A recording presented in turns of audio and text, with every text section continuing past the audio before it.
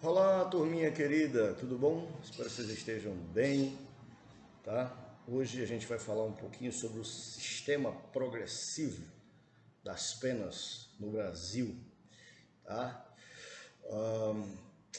Vocês já sabem, né, que a pena no Brasil ela é progressiva, né?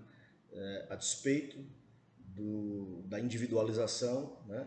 A partir dessa individualização da pena, dizendo melhor, o apenado, o condenado, ele adentra ao regime prisional decidido pelo juízo, seja o juízo de cognição, seja eventualmente o juízo da execução penal, né?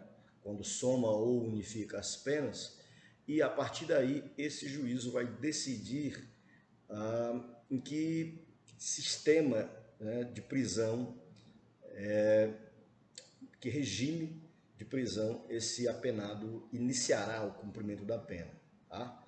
E aí essa pena ela pode iniciar-se tanto no regime fechado, como no regime aberto e no regime semiaberto, né? Na ordem inversa, fechado, semiaberto e aberto na verdade. E tudo isso, turma, surge a partir da dicção, né, do artigo 33 do Código Penal. Né? A partir da dicção desse artigo, é atribuído a capacidade jurisdicional ao juiz, portanto, ao juízo, né, a possibilidade de decidir o regime inicial do cumprimento da pena. Né? Então, diz a dicção lá do artigo 33, a pena de reclusão deve ser cumprida em regime fechado, semiaberto ou aberto, a de detenção em regime semiaberto ou aberto, salvo necessidade de transferência a regime fechado. Nesse caso, o regime inicial de cumprimento ele vai variar de acordo com a condenação imposta. E aí, o regramento que se aplica é o do parágrafo 2º do mesmo artigo 33. E o que é que diz o parágrafo 2º? Diz que as penas privativas de liberdade deverão ser executadas em forma progressiva, segundo o mérito, né, do condenado, observando os seguintes critérios e ressalvadas as hipóteses de transferência para um regime mais rigoroso. E de que forma que isso vai ser decidido, turma? Uma decisão fundamentada nos termos do artigo 93.9 da Constituição Federal, na hora que o juiz vai aplicar a pena, né? Atribuir a dosimetria da pena. E então, ao atribuir essa dosimetria e identificar a quantidade da pena, o juiz ele tem que observar o regramento do artigo 33 do Código Penal. Então, o condenado a pena superior a 8 anos deverá começar a cumpri-la em regime fechado, portanto, trancafiadozinho na jaula. O condenado não reincidente, cuja pena seja superior a 4 anos e que não exceda a 8 anos, poderá, desde o início, cumpri-la em regime semiaberto. E a linha C, o condenado também não reincidente, cuja pena seja igual ou inferior a 4 anos, poderá, desde o início, cumpri-la em regime aberto. Portanto, a regra que se estabelece inicialmente é que regime fechado a partir dos 8 anos, regime semiaberto entre 4 e 8 anos, sem reincidência, regime aberto até 4 anos, sem reincidência. Tá? Esse é o regramento para se estabelecer o cumprimento inicial da pena. E a partir desse cumprimento inicial da pena, o regime progressivo, né, de progressão, para que o sujeito possa progredir na pena, portanto, ao cumprir a pena, passado minimamente um tempo, e aí isso vai estar estabelecido lá no regramento do artigo 112 da Lei de Execução Penal, a gente chega já lá, tá? Que vai dizer que tempo mínimo é esse e determinadas condições de comportamento desse apenado, ele pode progredir na pena, saindo do regime fechado, indo para o regime semiaberto e depois saindo do regime semiaberto e indo para o regime aberto. É de considerar, turma, que no Brasil não existe o regime progressivo em saltos. Tá? É preciso cumprir exatamente essa estrutura: fechado, semiaberto, semiaberto, fechado, sendo impossível sair do fechado diretamente para o aberto, porque há que se passar pelo tempo mínimo estabelecido lá no regramento da Lei de Execução Penal, para que se vá angariando a possibilidade de progressão da pena. Outra coisa que é importante de dizer a vocês, que não é o simples lapso temporal, tá? É necessário uma série de condições intrínsecas ao comportamento carcerário, né? Em que se indique que aquele apenado, que aquele condenado internalizou os atributos da pena, ressocialização, a própria retribuição, né? O reconhecimento de que cumpre ali uma pena porque cometeu um fato criminoso, e o atributo da prevenção própria e a prevenção de terceiros, que é aquela circunstância em que o sujeito que cometeu o crime não se arriscará mais a cometê-lo e serve como exemplo, né, a outras pessoas para que não cometam crimes também, porque serão alcançados pela longa manos do Estado, né, pela longa mão do Estado. Tá? Uma coisa que é importante também, turma, ressalvar para vocês, isso é quase certa questão de concurso público, é a estrutura da progressão e do regime inicial dos crimes hediondos. Tá? Isso porque a Lei 87.290, que é a lei, né, que estabelece os crimes hediondos, ela própria é considerada pela doutrina como uma lei hedionda em si, pela má qualidade do texto.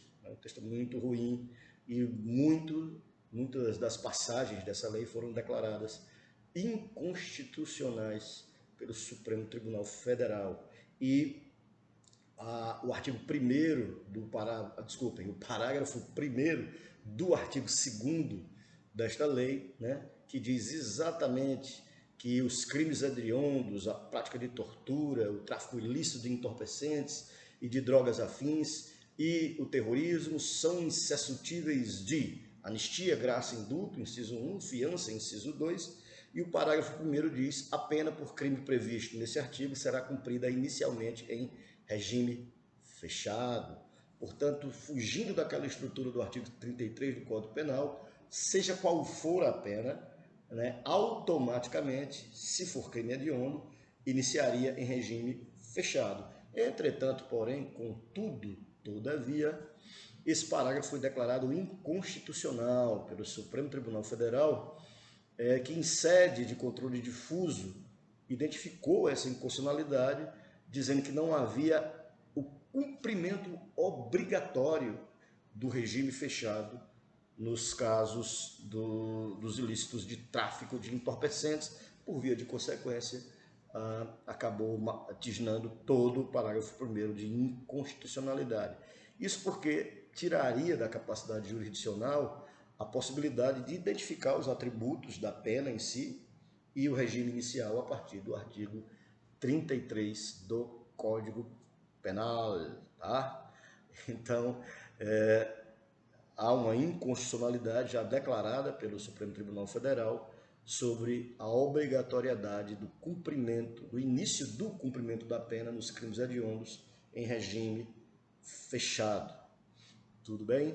Vamos adiante. Já o artigo 112 da Lei de Execução Penal, né, ele vai dispor que essa pena privativa de liberdade ela é executada de maneira progressiva e que prevê a transferência do condenado do regime menos rigoroso ao regime mais gravoso, ou seja, além de haver uma progressão na pena, é possível também haver uma regressão na pena. O sujeito inicialmente começa numa pena menos dramática, vamos dizer assim, né? Uma pena mais leve, no cumprimento de uma pena mais leve, e pode eventualmente sair do cumprimento de um regime aberto ou de um regime semiaberto e já passar um cumprimento no regime fechado, né? Dependendo eventualmente do que possa ter cometido ali no comportamento carcerário, ou mesmo um crime superveniente, um crime doloso superveniente que justifique o cumprimento mais rigoroso da pena. Tá ok? Nesses casos, turma, a doutrina e a lei possibilitam que haja uma regressão em saldos. É possível o sujeito sair do regime aberto e ir direto para o regime fechado, na regressão. Na progressão é sempre paulatina. No caso de regressão, é possível que essa regressão ocorra em saldos. Tudo bem? Pois bem, o cálculo da progressão da pena, turma, ela vai recair sempre sobre a totalidade da pena, né? Condizente com a primeira progressão. Então, o artigo 112 prevê ali os percentuais mínimos e a possibilidade dos crimes violentos ou não violentos, com grave ameaça ou sem grave ameaça, né? Vocês depois fazem uma leiturazinha mais cuidadosa do artigo para identificar ali como é que a progressão ocorre, mas é um cálculo aritmético, mais a condição intrínseca do comportamento do condenado e ainda a possibilidade de um exame criminológico para identificar, eventualmente, personalidades vis, né, que não mereçam a progressão a partir da identificação de alguém que sofra uma psicopatia, um defeito estrutural em que a maldade é inerente àquela pessoa, né? Então não convém que essa pessoa volte ao convívio social naquele momento. Tá? Então, nos crimes comuns, segue-se ali o regramento do artigo 112 da Lei de Execução Penal. Nos crimes hediondos, o preso ele só passa a receber o benefício a partir do cumprimento de 2/5 da pena e sendo aumentado para 3/5 da pena no caso de reincidência própria, né, no mesmo tipo penal. O fato é que esses cálculos serão feitos a partir da totalidade da pena. Então, o sujeito está lá condenado a X anos e aí ele cumpriu 16% da pena, progride e ele terá a próxima progressão quando ele cumprir determinado tempo da pena restante. Então, a pena que já foi cumprida, né, ela vai ficando para trás para que não haja um bis em idem. Esse cálculo não seja refeito sempre na totalidade, na medida em que haja a progressão. Tudo bem? Compreendemos a ideia do cálculo?